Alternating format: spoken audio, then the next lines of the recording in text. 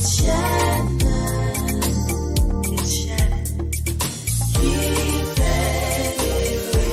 it real. Hello, and welcome to Keeping It Real with Shannon Live.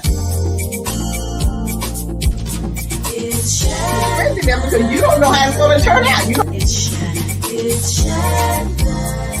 My kids empowered me to get out. What's going on with this remote learning and in the midst of COVID? Keeping it real. Working for different elected officials, learning and understanding how to put the community first.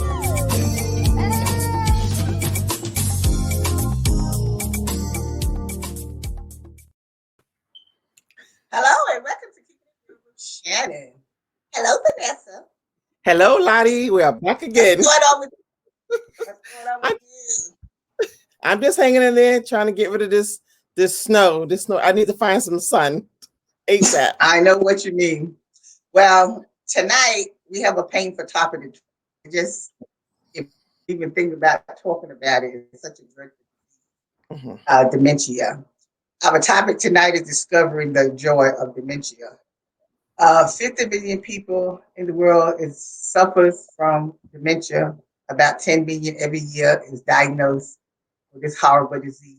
It normally starts around 65 and older, and it increases as you get older. So if you have any questions or comments that you want to post during the show tonight, please do so. We have two special guests joining us. Yes, and our first guest is Miss Lenora Farrell. She's from Trinidad and Tobago. She volunteered for many years at Castillo Theater as an actor, producer, and trainer. Lenora has started a coaching practice. She works with colleagues, families, and others to develop the collective performance of dementia. Welcome, Lenora. Thank you. Well, I'm happy to be here. Thank you. Thank you. We also have Dr. Susan Mossad. She's a retired physician with 51 years of practice and teaching in internal medicine and the founding member of Reimaging Dementia, a creative coalition for justice.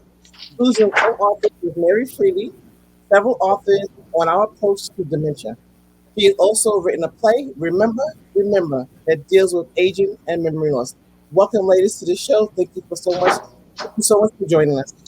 Well, thank you for having us. It's really a pleasure to be speaking to your audience. Yeah. Thank you.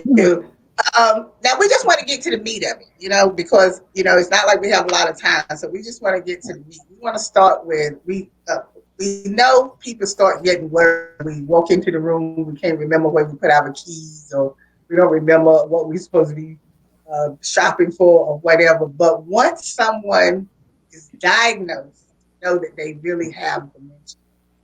What is the first thing that the caretaker should learn how to work with that loved one? Or it doesn't even have to be a loved one that has dementia. Like because like when my mother, she suffered with it, and when we realized what it was, I didn't have a clue of what to do. I didn't have a clue. It was like the first thing I realized is I know I needed patience that I didn't have, but I had to learn patience, and I had to really learn and understand how to deal with that situation. Yeah. I mean, Susan, you want to take that? Well, I could start, and then I will then turn it to you. I think one of the things that happens when people are diagnosed with dementia, you go to the doctor and they say, well, you have Alzheimer's disease, which is the most common form of dementia, or you have another form of dementia. And then they stop talking to that person. They turn to the care partner and they start talking to the care partner. And that's the beginning, I think, of, in some ways relating to the person living with dementia as not there. Mm-hmm. And I would say people, that is, the kind of creating the stigma. You're not there. You've lost everything. You can't be, you don't have any agency or ability to do anything else. So you lose maybe some of the things that are called cognitive, you can't, your speech pattern, your short-term memory, some of those things, and then it's all over. You're related to it's not there, and people are released. So I guess I would say to any family member particularly, but a care partner in general, is to really relate to people from the vantage point of they are here. They're very, very present. They're not present in the way maybe they were used to, but we can relate to people through all kinds of ways, including, which we'll talk about later in the show, play and performance and improvising. And I think my second thing is not to see it as a secret. I think that's what happens often in our families or, closest. It's a secret. Nobody talks about it, and you don't talk to the person who's experienced this. What is that experience like? What's going on for them? If you're angry, there's something going on. What is that? And not to sort of assume we know what's happening. So, yeah. And I think, in fact, Lenora has done just extraordinary work with her mother, and I'd love to have her speak to that. But it's funny, Dr. Mossad, Lottie. When my sister took my mom to the doctor because she thought something cognitive was going on, and the doctor said to my sister, not to my mother, who was also in the room, "Your mother has dementia." Mom ignored him completely. When they left the doctor's office, she burst into tears and she said, now everybody's going to treat me as if I'm stupid, like if I'm what we call internet tutulbe. So the fact is that to me, that was the beginning of the shift of people relating to my mother, because she now has dementia, as other than who she is. Now, she's a very strong personality, let me just say up front. And one of the things in my work with Dr. Mossad and the Joy of Dementia, one of the things now that she's with me, I do is I am constantly curious. So I don't assume at all that I know what mom is talking about. Sometimes she calls me and she is in a fit. Yeah, because she insisted also on not living with us anymore. She wanted to live on her own. No problem.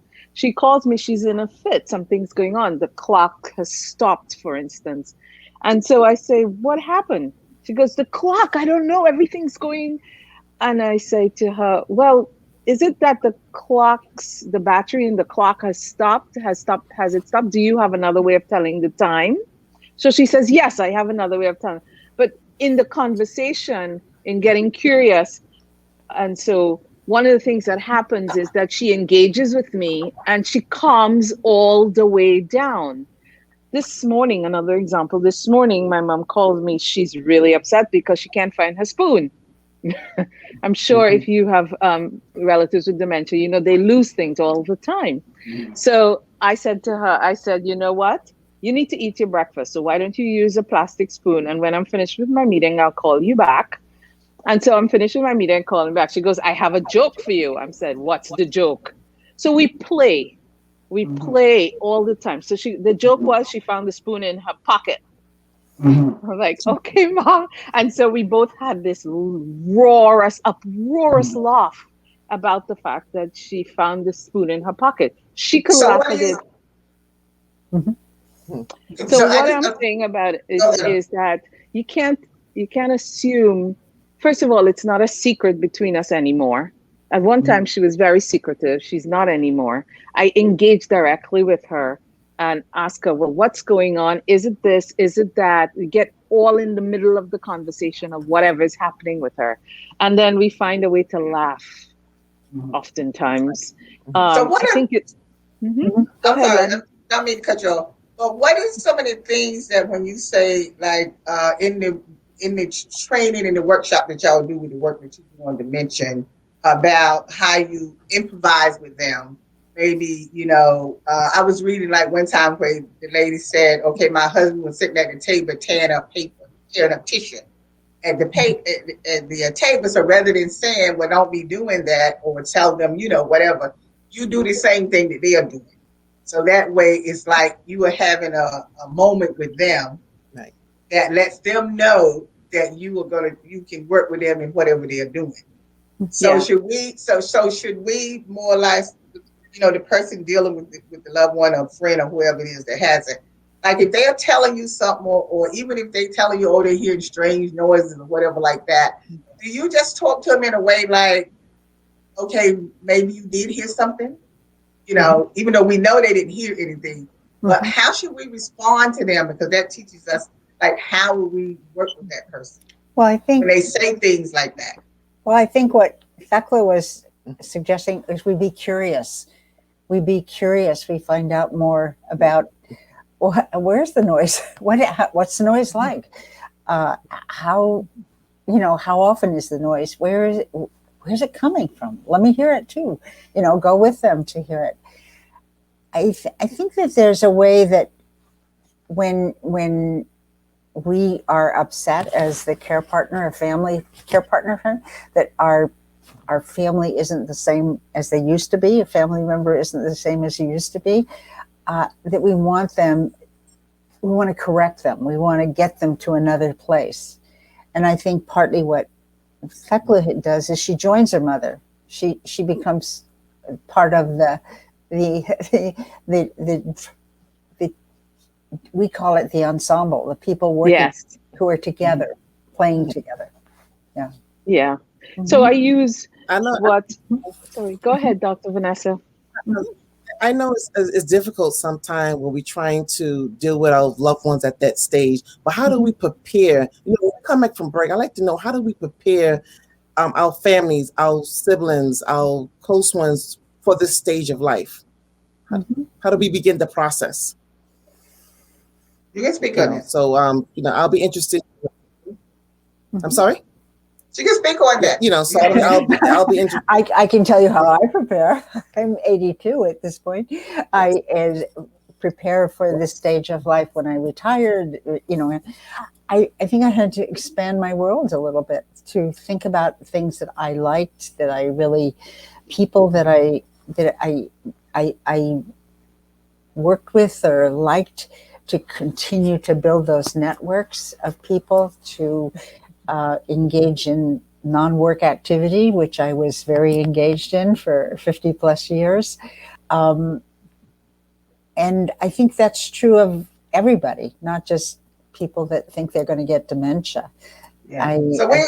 So we're going to take a break, Susan, and finish that thought when we come back. We'll be right back. It's Shannon.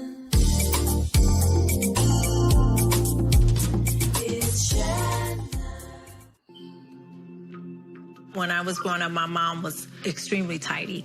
We were trained to put things back where we got them from.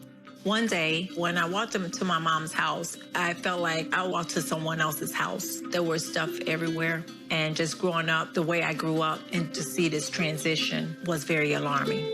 When Sean talked to me, it was a wake-up call, and that's when I went to the doctor.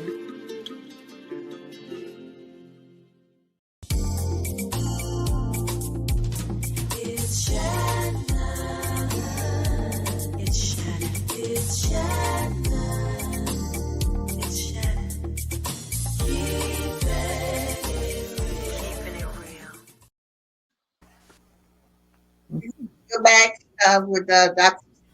Susan Mossad and Lenora Farrell. We're talking about rediscovering the Joy of Dementia. And before we went to break, Susan, you was answering Vanessa's question about hobbies. Yeah, I was saying preparing. I think you continue to find things you like, that you appreciate, that bring you pleasure, and kind of work on those and pursue those. And I always say, don't do it alone. I create I have a very close network of friends, and we keep creating our friendships and how we are going to take care of each other when we need that. So this is the preparation before you say you retire, because we don't know. Is that what you said, Vanessa? Yeah. Before we retire? Even before I retired, I was thinking about that. Well, how do I want to live that part of my life?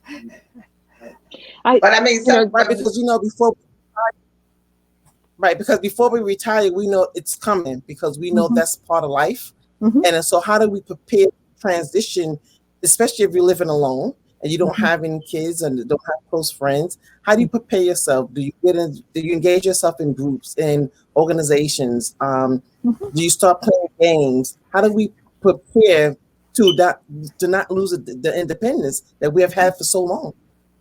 I mean, to Susan's point, I think you develop hobbies, things that you like to do. Some people it's volunteering at the church. Some people it's reading to young children. Some people it's painting. My mother discovered painting art very recently. It's walking groups. It's getting out and expanding what we call the ensemble. I like to say that dementia is a team sport, or it's a way of working and relating to others. The more others that you can incorporate and keep expanding your relationships, the amount of people, the kinds of things you relate to, is what we call in our presentation building your ensemble. But it's like a way of creating your life. So I know most of the time we don't want to put our loved ones in no nursing home or anything like that. So when we keep them at home, what are some of the things that we need to put in place that, we can deal with them being at home? Because, if they really have it really bad, it makes it more difficult because it's almost hard. You can't leave them alone because you don't know what they're going to be doing. They may leave the house. They may be in there cooking when they're not supposed to be cooking and stuff. So what are some of the things that we can put in place that can benefit them being at home rather than we would have to put them away someplace? Because no one wants to put their parents or their loved one away. No. Well, yeah. I was thinking about what you're either putting them away, them away. I just want to question a little bit, because I think sometimes you have a family member that is pretty isolated at home and you're not able to construct or create the environment where they can be with people or be stimulated with art programs, the things we were talking about. And there are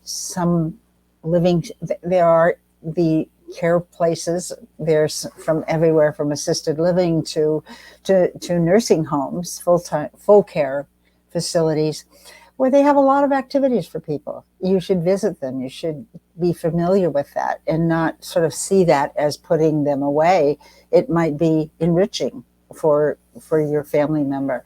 So I think that, again, it's one of those ways we think about things that we somehow have to change our thinking about it, because so many, I just was, a dear friend of mine now has pretty advanced dementia, and I was speaking to one of the women that are her care partners that come in the day, and she was talking about in where she came from, one of the St. Vincent's, I think, Caribbean islands, all the young people leave, so they really do have to change how they think about this. And this is the changing American family, that we often can't do what we want to do. So you would say, in a sense, you would say that depending on how bad it is, that it's okay to put them, in a facility that deals with people with dementia. Yeah, you can look and visit and see what kind of programs are going on at the places. Eleanor's mother wanted to live alone.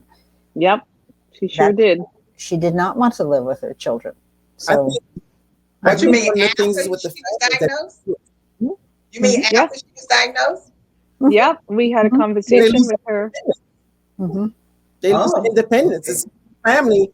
Some of the family they feel guilty if they have to resort to putting them in a nursing home or putting them in care of someone else, because they lack the understanding of what dementia really is. And they don't understand it's stressful. It takes a toll on them mentally. It takes a toll on them financially. And it's a constant worry for some. And depending on the stage that you're in, some families just can't cope with all the other, accolades, negativity around them to deal with. Mhm. So it's We have a it's more or less question.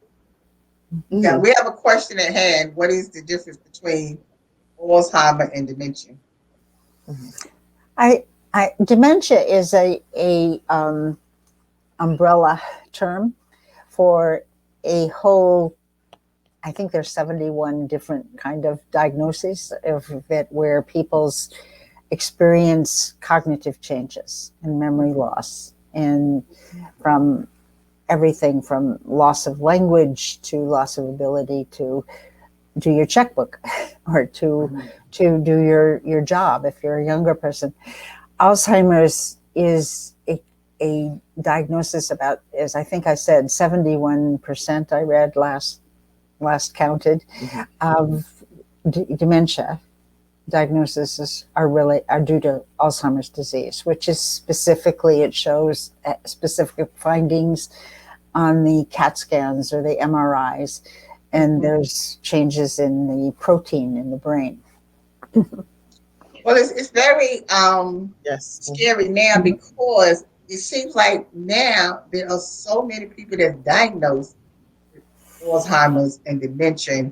And I guess maybe, like you said before, because they're more isolated. But even people that I have known some people that was very active in what they was doing, but they still developed this disease. So, I always wondered, it's just something with the brain, or something goes wrong, in the brain or whatever.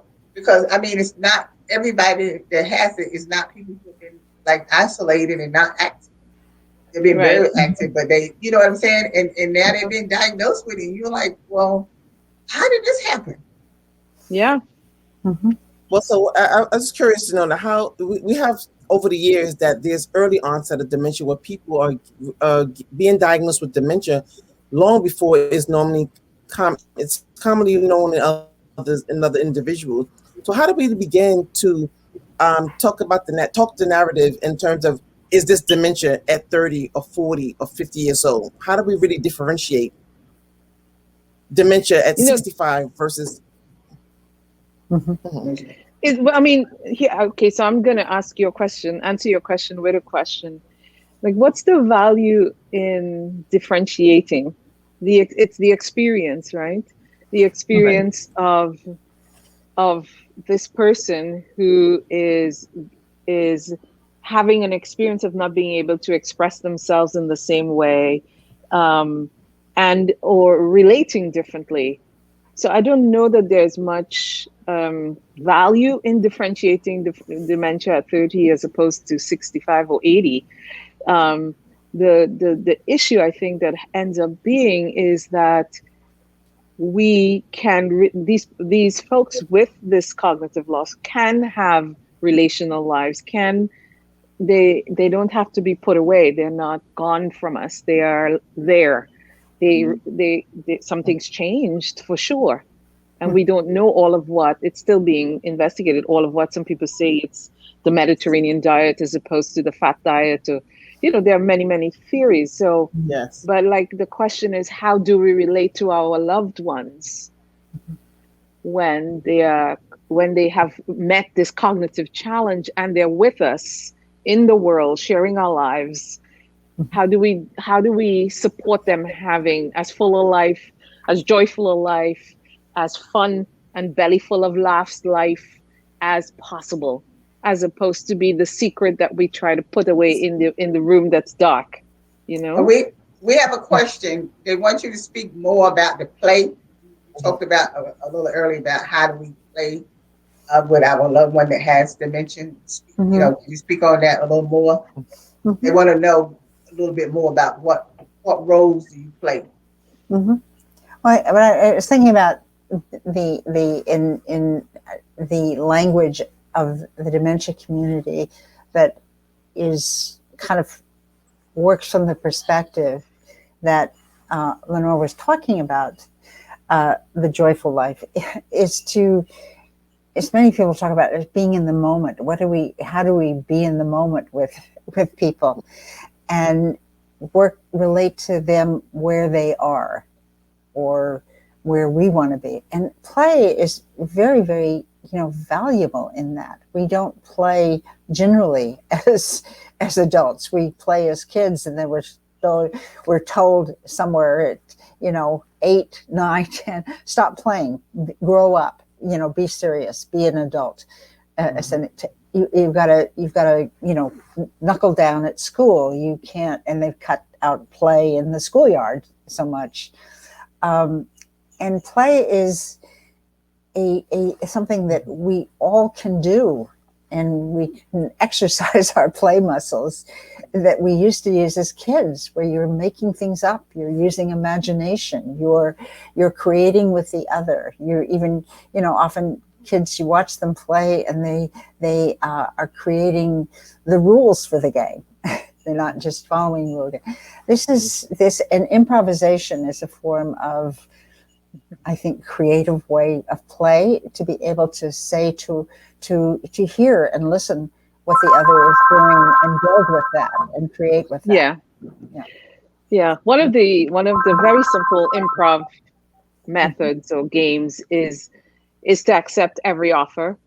So say yes, and it's a basic improv game. So whatever they say, whatever they do, you accept that offer and you respond. I mean, it's a simple thing, but it's it's one of these, you find ways to, and if it's your loved one, what tickles them, tickle them with the things that about them that they enjoy, whether it's a promise of ice cream or a good joke, a rude joke, whatever. It almost doesn't matter. So in other words, Lenora, you were saying, like, sort of treat them just like if they didn't have dementia. Like if we already know they like certain things, that they like to have fun, they like to play around. So in other words, we continue those things with them if they are still in the moment with us. I mean, I'll go even further. Like what Dr. Mossad was saying is you don't only do it as if they don't have dementia. You move in further through than if all the way in. You get in there. Get on yes. And play. Whether it's word games or you want to hold your you want to hold your response. Our time is up for the first part of our show. So I want to thank you for joining us today, coming on and talk about this really painful, stressful disease. Yes. And I do hope that we have covered some things that people can learn how to work with their loved ones. But I want you to stay around for after show, because we have more questions for you, okay? So we want to thank everyone for joining us today. Thank you for your questions. And as always, we'll see you next time. Today's show is sponsored by Abu's Bakery. If you have a sweet tooth, stop by Abu's Bakery for some delicious cakes and pies. It's Shannon. It's Shannon.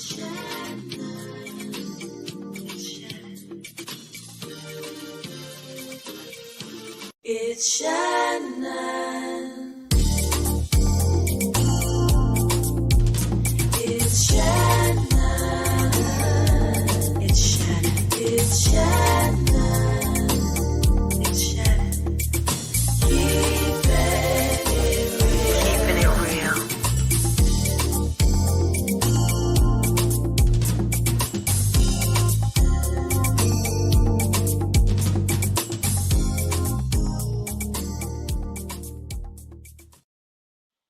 Hi, we're back for our after show. Today's topic was discovering the joy of dementia.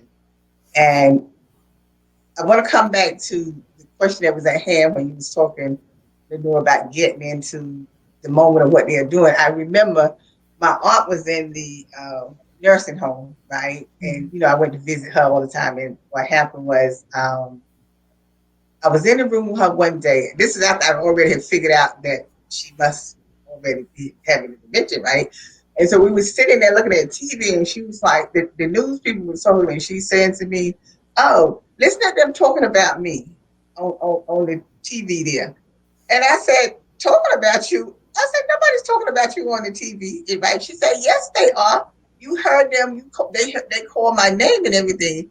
And I'm saying, no, they didn't. And then I caught myself and I was like, oh, is somebody really calling her name on the TV? Because I started doubting myself while I was sitting there, right? Like, is somebody, did they say her name on TV and I didn't hear it? Or was it people in the office had the TV hooked up where, you know, they could hear what we were saying or something? So I was like questioning myself at one point because I was like, is somebody calling her name? And then I had to really sit there and get it together, like, okay. So then I just turned to her and said, yeah, they were talking about you on the TV, you know, like that. So I just went along with the program, what she was saying and everything. And so we just like had a conversation. Just talking there. Yeah. I mean, that's very cool. Who sorry, Dr. Mossad, go for it. Well, I was just thinking, listening to you tell your story, Shannon, many people say, well, what's so joyful? You know, where's the joy? And why do you call it the joy of dementia? And I think what you just said was an example. It's the creating with the other, with where you are. Yes. And that can be just fun and joyful. And it's because there's many things about dementia that are painful. And I know that. I don't even want to say that this is not a difficult and painful experience for both the person who's living with dementia and the family members, people that are close to them. And how do we create with that? What do we do with that? And I think what Lenora was talking about is figuring out the way to discover the fun, the joy, the connection, the relationship with the person who you are now living with is something that's growthful for all of us. It's not just the person. I think everybody in the ensemble grows from this activity. And it is stressful because sometimes you don't know where they're coming from because all of a sudden they have like this outburst. You know, I would never forget the time I was cleaning my mother's apartment and I was vacuuming and she was standing in the corner and I was like, well, Mom, move because I'm vacuuming, you know, and she's standing there and the vacuum cleaner hit up against her foot and oh my God, she went off on me. Oh, I'm standing in the middle of the floor crying. I started booing and crying because I was, you know, because I'm saying like, what is here? Like, I don't know how to respond to let her, like, I couldn't calm her down. She just like went off on me and stuff like that, you know. So just to see, you know, someone that you love and everything. I mean, she was still in her mind. She could tell everything. So it wasn't like that, but it was just heading that way. That way. You know, Lottie, we have another question in the chat. You want to know, can you speak about how the person with dementia and their loved ones, relatives and caregivers respond to this approach of using play and performance? I think people want something different. I don't think people relate to people with dementia as not there because they're bad people or, you know, that they're uncaring.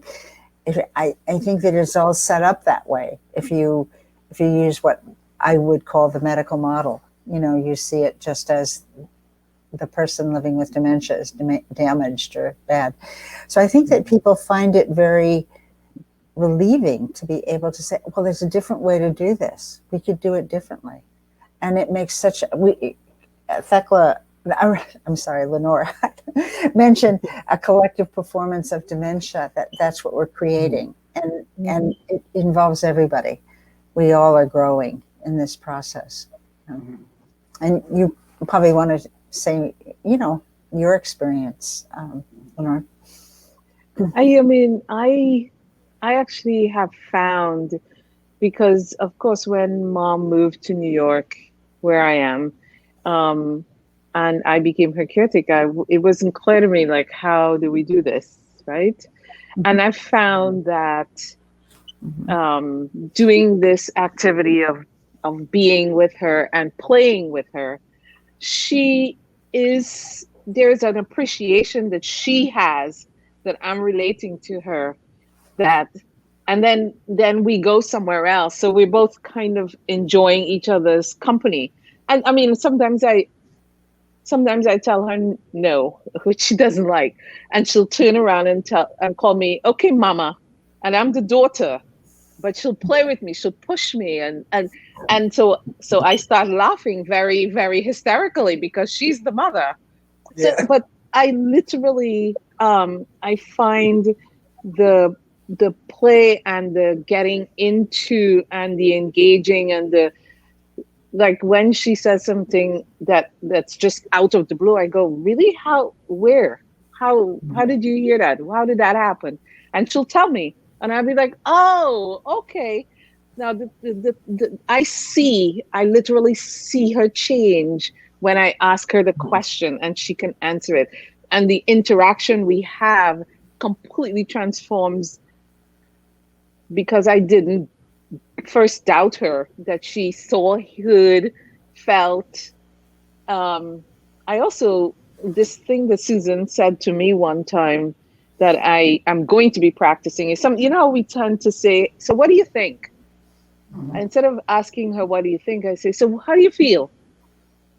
Just, it's a small thing, but it's the thing, because, you know, she's not able to do the same kind of thinking as she used to. Right. So that's been my experience of creating the ensemble. I also, one of the things we've done is I realized that she does really much better when she's social and she has activities, and there is that person, and on Sundays there's that person, and on Wednesdays there's that person, like variety of people. There's a growing, what we call her dementia ensemble, a growing Like group your of people village. Like your village. that she relates like to. your village. Yeah. So now, Susan, could you please, you know, tell us a little bit about, so people, you know, who's watching can maybe become a part of that, your global initiative with reimagining the Joy of Dementia. It's a global organization you have established. Yeah. You talk to people all around the world about dementia. Yeah. What's been really wonderful in kind of bringing this kind of Joy of Dementia work out is to find that there's a number of people who are running, you know, working in programs, who are living with dementia, who are care partners, people living with your family members or professionals in the field who share this kind of wanting to do something about the stigma, the relating to people as what they can't do, what they've lost, as opposed to what they can do. And many of these people work through the arts, have found that to be a very, very important and powerful approach. So when the COVID sort of in the pandemic became part of our lives, and we were reading about the disproportionate number of people who with dementia who were losing their lives, but also being damaged in many other ways. As we say, the social isolation has had a profound effect on people. And wanted to say, well, what can we do about that? What can we do about that? Because I think the stigma and how we think about people has gone, not really so much human anymore, that they're on the end of life kind of deceleration, I guess. That I think that's allowed this to happen. It didn't just happen. The pandemic certainly exposed how this is a very damaging approach. So we put out a call to people we've been meeting and said we would like to do something about it and like to think about what can we do that is going to be past the end pandemic. You know, how could we impact on this? And we now have about 450 members who have signed on. I think our how you can do that is at the end of this. And people from various walks of life, and we call them all dementia activists. Some people are living with dementia, some people are professionals, some people are academics and researchers in the field, and they're from all over the world. We have a very large contingent from, I would say, Great Britain and Canada and the US, and then We had one woman on we have Zoom meetings. One woman on our first Zoom meeting logged on at 1 a.m. She was from Nigeria. She wanted to know more about what could happen. So you want a different approach. You want a different, as somebody asked, play and performance. How is that an improvisation? How has that been in your life and working with people you know? So anyone can join, right? Anyone can join, and they certainly just click and sign up. And we have we've had a series. We have a series of 3 meetings each time we have a meeting because of different time zones, and we're having a series of meetings coming up on March 2nd, 3rd, and 4th, and people can sign up. So they can just. Could you get the number where they call, or is it an email address or something that they can email me, and I can send them the membership kind of link, or else Reimagining Dementia Coalition. That's at Gmail. That's very Okay, and so they can send it at Reimagining Dementia Coalition. Reimagining Dementia at gmail.com to sign up. Yeah, because see, when you're talking to everybody from across the world, so everybody's like sharing their experiences, their stories, and then sharing how, things that you can do, with the people with dementia and stuff. So it's almost like a support, like you can have it as some support group or something like that, as well as I know as everybody sharing information. Yeah, I think it's more activist than what I think of support, and certainly there's some wonderful support organizations. And I was going to say, if people want to know more personally for what services available, the Alzheimer's Association is a good resource. New York City Department of Aging has a number of resources. I think that if you have anybody in your family that is a techie that likes technology, getting them on board in your ensemble can be very, very helpful, because technology certainly has made a huge difference in people being able to be more independent. That's a good idea you said about the Alzheimer's Association, and then call it, because with my aunt, that's what I did. I called them to get information, talk to one of the counselors, just to go through. They have a lot of support steps with you, so this way you would kind of understand how better to handle the situation. Yeah, and they have a lot of support group. In New York, the Alzheimer's Association kind of split with another group, and the one of the major groups is called Caring Kind. It's not called the Alzheimer's Association. That's in New York. Yeah. Yeah. Because, I mean, this is really, it really just takes a toll on you, I tell you. It takes a toll on you. Yeah. If you ask me what people need to do to prepare for this, I think the thing I would say, the main thing, don't do it alone. Take Lenore did. Yeah. Yes. Definitely say that again, Susan. Don't do it alone. Don't do it alone. You can't. Some people think they can do it alone, but you can't. Not when you're working and trying to work and trying. It's because what good are you to that person when you end up having a nervous breakdown, or something happens to you and you get sick? Then you can't take care of the person.